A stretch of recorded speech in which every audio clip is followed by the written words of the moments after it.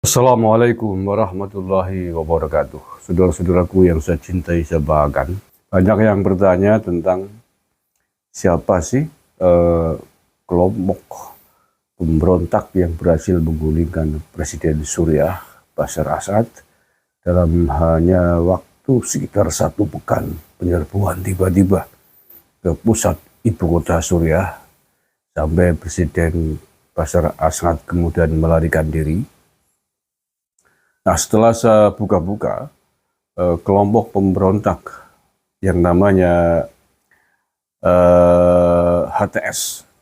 HTS ini sebenarnya tidak lebih dari kelompok Al-Qaeda, kelompok ISIS, ya hanya beda baju saja. Karena kelompok ini dulu namanya Jabhatun Nusra. Sejak tahun 2011 kelompok ini sudah eksis. Jabhatun Nusra ini sayap atau bagian dari Al-Qaeda yang sejak awal memang sudah memusuhi sangat keras kepada Presiden Bashar Assad dan meminta agar Bashar Assad mengundurkan diri dari Presiden Suriah. Nah, kelompok ini dulu didirikan, salah satu pendirinya adalah Abu Bakar al-Baghdadi. Kelompok pimpinan ISIS yang sudah meninggal dunia. Nah, pemimpinnya hari ini namanya Muhammad al-Julani. Dia juga pernah menjadi komandan Al-Qaeda, pernah menjadi komandan ISIS. Nah, pada tahun 2016, pemberontak HTS ini menyatakan memisahkan diri dari Al-Qaeda, kemudian dari nama sebelumnya Jabhatun Nusra berganti nama menjadi HTS. Jadi sesungguhnya sama saja. Di Al-Qaeda, ISIS, Jabhatun HTS hari ini hanya beda baju saja. Ideologinya sama, pentolan-pentolannya sama. Ya kalau di Indonesia ya dulu ada ormas yang dibubarkan, dulunya Front Pembela, hari ini Front Persaudaraan, itu sama saja. Orang-orangnya sama, pentolan-pentolannya sama.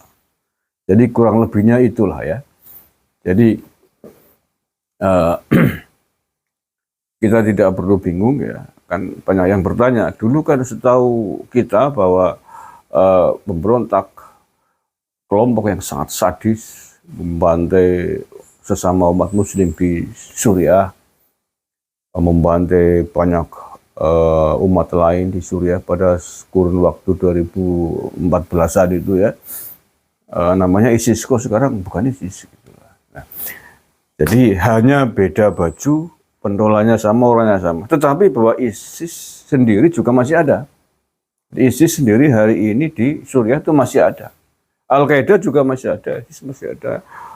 Kelompok pemberontak Kurdi masih ada, kelompok Mujahidin masih ada. Ada banyak faksi pemberontak di Suriah. Sama-sama menginginkan daulah Islamiyah atau khilafah Islamiyah, sama semuanya. Ketika berbeda pendapat antara satu dan lain, pecah, bikin lagi. Terusnya begitu. Jadi HTS ini pun terdiri dari beberapa faksi yang berbeda. Selain faksi-faksi yang lain juga masih ada. Jadi inilah kelemahan ketika pergerakan-pergerakan yang menyatakan diri, mengklaim diri atas nama Islam, tetapi menafsirkannya sesuai dengan kepala nafsunya masing-masing, dan tujuannya adalah untuk politik, friksi, perpecahan, nyaris keniscayaan tidak mungkin bisa dihindarkan. Dan ketika semuanya melabeli diri Islam, maka kelompok lain yang dianggap berbeda, dianggap berseberangan akan dicap sebagai pengkhianat, sebagai kafir, sebagai munafik, dan lain sebagainya, halal darah dan sebagainya. Makanya saling bantai, saling penggal di sesama kelompok faksi-faksi pemberontak di Suriah ini hal yang biasa.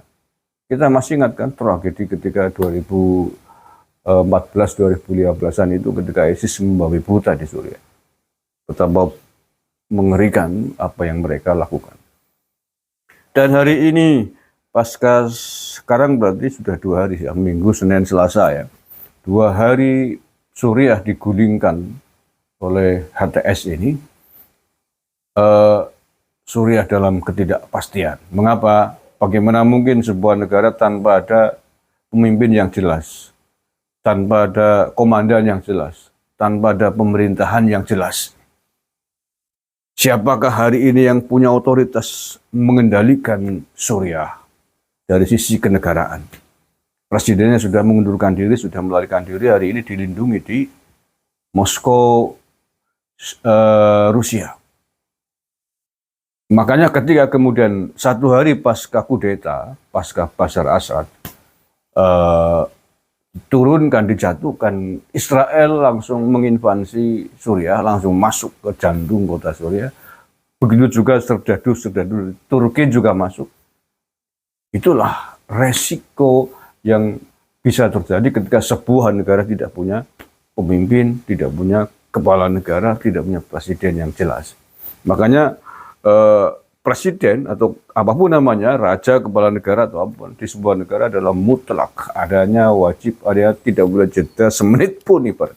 Karena sampai jeda, apalagi sampai lebih dari 2 hari ini, sudah 2 hari ini, wah, gawat mas, urusannya gawat. Negara lain bisa masuk, faksi-faksi tertentu bisa mengklaim diri sebagai penguasanya, sebagai pemimpinnya.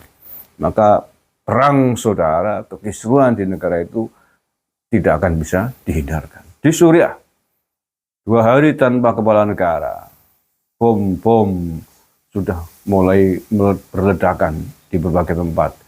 ISIS sudah ancang-ancang, Amerika Serikat langsung menggempur ISIS karena mengatakan bahwa ISIS berbahaya sampai melihat situasi yang terjadi di Suriah hari ini bisa akan berulah lagi. Maka Amerika Serikat langsung mengajar ISIS sejak kemarin.